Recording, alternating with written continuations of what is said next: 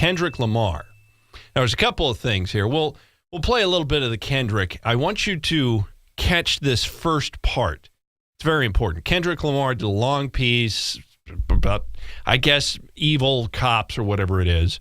He performed a melody of his songs accompanied by dancers in camouflage and hoodies, dressed up like soldiers, I guess, with a giant American flag swaying behind him. He was joined on stage by Bono, The Edge of U2, who helped him perform at one point, and then Dave Chappelle had sort of a weird drop-in. I think he was actually part of the show. It's not like he was dropping in to be funny. I think he tried to be funny, which in this context is a little bit difficult. But we'll go through all this. I want you to catch the first couple of words of Kendrick's performance. An amazing performance from U2. And to kick it all off, please welcome Kendrick Lamar. Here it comes.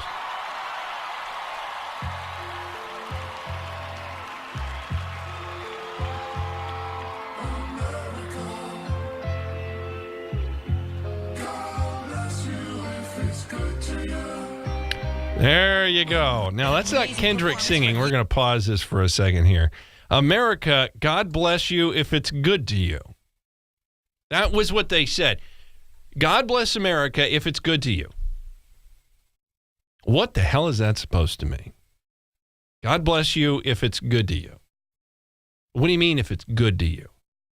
Have you ever looked at some of these other countries around the world? I'm reorienting stuff as we do this. But it's important to recognize and contrast what America is and what America stands for and what America does in relation to other parts of the world. Out of Asia, Indonesian police forcibly cut the hair of a group of transgender women and made them wear male clothing, authorities said on Monday. They're cracking down on the LGBT community in the world's biggest Muslim-majority nation.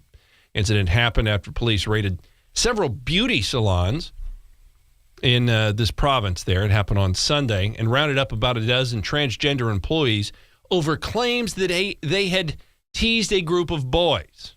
Police accused the employees of violating the province's religious laws. So what did they do?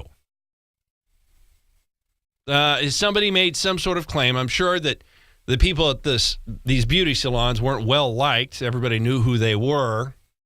And the police came up with some sort of reason to come in, attack them, cut their hair off, and force them to dress the way they wanted them to dress.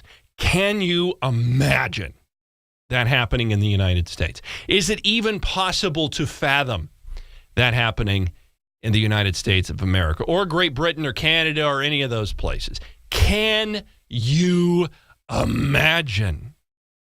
I can't, in fact. I mean, you could say, well, I can imagine it, but what I'm saying is it simply wouldn't happen here. There is no one or virtually no one on any side of the LGBT argument that would approve of this sort of action by the police or anybody else towards this community of people.